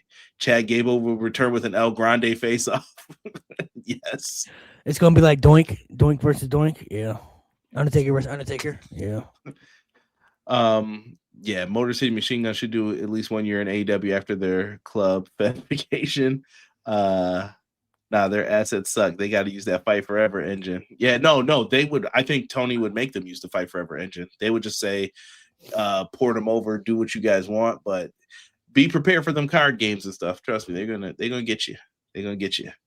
Let me see here if there's anything else before we wrap up here for what we got cooking up, man. We did mention Raw. They are going to have that world heavyweight title match with Punk and Braun Breaker. I saw Kevin Nash had some pretty bad things to say about CM Punk. You guys could look him up about him wrestling in a shirt, and he thinks it's time for him to be done. But Nash never really liked Punk either. So, Malik, what do you think of this Nick Khan quote about not listening to people who only have like 14 followers decide how I feel? We're going to trust the data, trust the instincts. Don't let Twitter or Reddit or whatever throw you off your game. Is it bad to listen to social media sometimes? Or is it like a social media? I get that it's not true. Like, we hate Jey Uso, we hate Cody Rhodes, but then I hear the reaction in the arena and I'm like, that's not what I'm seeing. But at the same time, I mean, there's a SmackDown show coming to Buffalo. I'm not going. And I saw a lot of people mad in my area too because it was Raw. Then they switched it to SmackDown, and they were like, "I'm not going now because it's SmackDown." I was like, "Okay." Social media is toxic, but it's also positive. I feel like some feedback is fair, but then there's other feedback that isn't really fair too. So, certain criticism, I feel like though we have to really stop the narrative that all criticism is bad though. Like, why is it not fair to criticism things that you don't like? I'm not even talking about just wrestling. We're talking about, like, when you watch movies, do we not criticize movies? Do we not criticize actors in movies, performances, TV shows, like food, like anything? Everything gets criticized, right? So there's a difference between being criticized and just being a hater. Being a hater is finding ways to not like something when it's good. Like, people will try to find ways not to like Cody, pretend that Cody Rhodes isn't good just because they just choose not to like Cody. But it's like, I've seen people say last year where Cody's reign was all boring and he needed all the bloodline stuff. But it's like, he didn't do all the stuff with bloodline last year, though. He had a thing with AJ, like they pretend like that didn't happen, and stuff with Kevin Owens. Like, he did other things outside of the bloodline stuff. I'm a little mean, though. I did not like the who do you have the I Quit match with? Was that AJ? I didn't like that match. Like, some people loved it. I was like, nah, I didn't like it. I was just like, he was afraid to get hit, and then he still hit him afterwards. I was like, what was that? I was like, I don't know. I was just like, okay, you should have just never gave up then. I don't know. Well, he gave up, and then like obviously he got hit afterwards. So yeah, I was just like, well, that didn't save you. So what was the point of you giving up? So I don't know. Some of it's weird. It was a little. It was pretty much the same finish with the John Cena JBL I Quit match, But I mean, I get it. I didn't mind. I liked the match. Thought it was good. But the biggest degrees in like verity to me in 2025 was like that WrestleMania match with him and Cody versus the match at SummerSlam that they had. Now, getting there and Cena becoming babyface, I didn't like any of that. But the two matches, like, we're just looking at the matches. That's crazy how one was like, like C-D territory for a main event, and then the other one's like, yo, this is exactly what wrestling is. Like, this is crazy. Yeah, everything's gonna get criticized, so it's fair to criticize certain things that you don't like, but you don't have to be a hater when you criticize. People confuse the two, and they're far from different. And being a hater is just not liking something purposely, just because you're trying to find ways not to like it. Being a criticizer is just criticizing something that you just didn't personally enjoy. Like, you just didn't find ways to enjoy it. And you're just talking about things that you just didn't like. So, yeah, I don't know. I try to be fair with some of the stuff, man. Nick, the Wrath of Khan, just said the internet is not real. Yeah, listen, I think it's fair as long as you're being fair about it. If I like a show, I'm gonna come on here and I'll tell you guys, like, yo, I like a show. You know what I liked? I like Carmelo Hayes becoming the world champion or the U.S. champion, excuse me.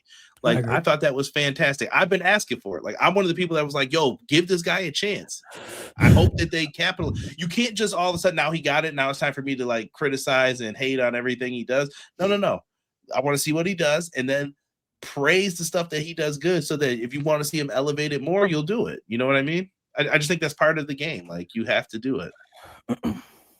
Some people will turn into the so-and-so's going to take the belt off of him. I don't care. He's overrated. Well, you know, you're going to hear all that stuff. It always just comes down to that. I thought him and Ilya, though, I think those are two future main event guys. Him and Ilya? Yeah, Ilya's great. I fear for Ilya. Like, I always think Ilya in like New Japan, like 2019, yo, he would have been crazy. Like IWGP Junior Champion, he would have went crazy in New Japan. I just hope that he chills out sometimes. Sometimes I think he goes so hard in matches where I'm like, bro, chill. I'll never forget that match with Gunther and his neck was like purple from like the chops to his neck. I was like, yo, bugging. We made my friend watch that match one day and we had a debate of like, yo, would you let Gunther like do this to you if you were a wrestler? And I was like, yo, I feel like I'm done, bro. I'm good. Sean, keep the money. Have a good day. I won't be at NXT. Ilya is intense, bro. He's really intense. Yeah, really good stuff, man. We got some good stuff coming up here. We had brought up all the Continental Classic stuff. I thought they did really good with that this year. I just wanted to show them some love, man. C2 was fantastic. Go back and check that out if you missed it. Wrestle Kingdom's coming up. I'm looking forward to Hiroshi Tanahashi's last match. Me and Rob, we're going to try and get Rob. You think they're going to add more matches? Or this will be this is on TV. So this is different. Usually Wrestle Kingdom's like an ordered show, but this one's going to be on TV. I think it's that Sensei up at the top there. So it's a television show. So that's why they've limited the amount of matches. And they've added one more. I think it's a television championship match with like ELP versus Chris Brooks. But I don't know if they'll add one more. I know Andrade is a part of the show now too. He's one of the mystery men in this match, and we don't know who the other one is. I could see it being Kyle Fletcher too, because he used to be in United Empire. I'm just guessing though. Don Callis family sent 2 people over, going up against Bullet Club War Dogs. I don't know. It could be fun. Suri versus Tanahashi's the main event. Yeah, that's 100% the main event. Yeah. To me, this show is huge though, because New Japan's kind of like you said. I don't know if you've been watching, but it's not like it used to be. And you go through the tough times. And listen, like I said, everyone's peak doesn't stay up top forever. But Tsuji, I think you have to make him the champion. Aaron Wolf needs to have a good showing in this because this is an Olympian that they're bringing in. Like, can this guy deliver? New Japan training is different. This isn't NXT. This is something different. So I'm curious to see how he does because we've never seen him work. So you don't know. This could be good. This could be bad. This could be a disaster. We don't know. Agree. They have a Rambo for trios titles where they're going to come out like a Royal Rumble gauntlet style. Once one person's out, the whole trio is out. Suri versus Kaimitani. This is going to be like a dream match for women's like Joshi pro wrestling fans. Both titles are on the line. Hopefully they unify those. Same thing with Takeshi Tsuji. We have a number 1 contenders match. I think it could be a fun show. I'm looking forward to. I'm more interested to see how the show performs in and of itself. And then the next night you have New Year Dash, which is kind of like their night after Mania. Mm-hmm. Sometimes cool things happen on there. Sometimes not much happens on there, but I would recommend people check it out. Other than that, Malik, man, I don't know if there's anything else you want to talk about. And then if not, we could just preview Raw for him and let him go watch it, man. I don't know if you have any other predictions or anything like bold predictions of yourself that I know you can talk about that stands out. No, I think I wrote down everything that I was bold enough to write down for those. Did you have anything you wanted to add to them? No, we could preview Raw for right now before it starts. You got CM Punk tonight. He will be out there. And is Logan Paul in the Vision? Like, is this a thing? He's in the Vision. Yeah, he's there. That's why I said they're making the group people that they want to build for the future. So that's why Austin Theory's in there. That's why I think there could potentially be another masked individual. I think they're building it up. That's why I don't feel like Austin Theory going to Seth it's kind of a step back, I feel, especially when they're using the Vision for the Vision per se. So they're putting people in the group that I think they want to build into new stars for the future. Now, whether it plans out for everybody, I'm not exactly sure. The future's to be determined, but Logan Paul is in there, Bronson, like the people are in there are the people that they clearly want to be prominent superstars for the future. Look at this. Is it show taped or live? I think it's live tonight. Tonight's live. Yeah, it's live tonight. Someone said Bailey debuts in AEW All in London. Maybe. I would love for Bailey to AEW. I don't know. Let me see here. I think Andrade brings his old friend Naito back. Could be. Yeah. So the visions like that. We didn't mention Cody Rhodes too. SmackDown in the future is going to be Cody and Drew in Germany. 3 stages of hell match. And SmackDown's going back to 3 hours. Yeah. I don't like that move personally. It's been rough. SmackDown's been bad. So I'm like, ugh. Yeah, but I am happy with the new names. The first SmackDown of the year, I believe. Yeah, 3 stages of hell. Are you happy that they're not doing like the draft anymore? Now they're just like, oh, free agents and we'll trade people. And yeah, the draft doesn't really mean much if we're being honest. I mean, everybody just goes anywhere nowadays. So if the brand split actually had meaning, it'd be different, but it doesn't really have meaning anymore. Yeah, I stopped caring after 2016. I'm just like, we have this phrase over here, #what draft. If Drew doesn't win the world titles, are you going to view him as a geek kind of at this point? Like, man, how many times did you get the challenge for this? Like, he's out of that. I don't think he's winning either. I think it's Jacob's going to. I think it's going to be him and Jacob at Mania. So, they should have gave Drew the title at WrestlePalooza. And then Cody could be winning it back at this show. You know what I mean? Like, so you're not on like Cody's the reason he attacked Jacob and blah blah blah. Like, why would Cody do that? No. Cody's gonna have big plans for Mania. We all know that. I think they could have gave Drew the title at Palooza, have him had a little run, and then this could be the match that Cody could be winning it back. You know, but Drew is unfortunately just I don't know, man. I don't know when the time is right for him anymore. I don't know how many times they're gonna keep. I think they've missed it. Yeah, I don't know how many times they're going to keep putting him in these prominent spots where they don't pull the trigger on him. So, I think this is going to be it for him. We also have world tag titles on the line. Dragon Styles. I don't know what you want to call them. I don't know what their tag name is. Versus name. I like that. Yeah. Versus the Usos tonight. Do the Usos win back the tag titles or do you let AJ and Dragon Lee continue their reign?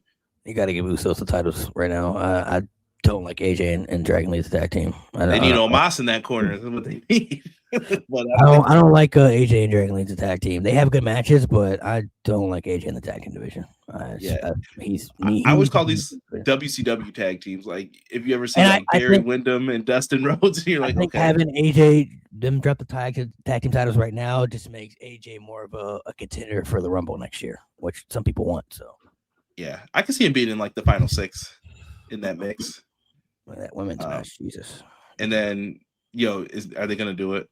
They better. I personally think Stephanie Bakura is going to win, but Stephanie's going to win Mania, yeah, for sure. Some people think though Nikki wins it tonight for a little short reign. No, bro. And they think that Judgment Day, like Raquel and Liv, are going to come out and it's going to mess them up, and then Nikki wins the title. I don't see it. I hope not, man. I hope not. But that's Raw, man. Anything else you want to talk about, Malik? I'm going to throw it to you, and then we can hop out of here whenever you're ready, bro. Well, I don't know what you guys covered in the first, 20-25 minutes that I wasn't here. So we did World's End, and then we just talked about it, and then went over the preview and predictions. I finally got Sean this year. I wish he was here so I can, do my victory lap a little more. Yeah, I don't really know. Nothing that really stands out. How did you feel overall? I mean, we're talking 2025, right? So what are some things that you didn't like this year? Didn't like WrestleMania for sure. And I did not like that they were going right back to Vegas after announcing it. I find those things kind of like I feel bad for the cities a little bit. Like I was one of the people that stuck up for Minneapolis. I was like, yo, dog, they earned a Mania? Like they paid the money. What do you mean they're not getting it now? You get 3 SummerSlams instead. It's like, what's the point of this bidding process? I find that stuff to be quite annoying. I don't know. I just feel like WWE. I don't know what they're doing with some people. Like Punk, I think is in like a really weird spot too right now. Like sometimes I'm like, yo, go all the way with him, give him something here. Like him and Cody's what I wanted to see at one point, but I don't think that's happened anymore. I think it's Cody and Roman.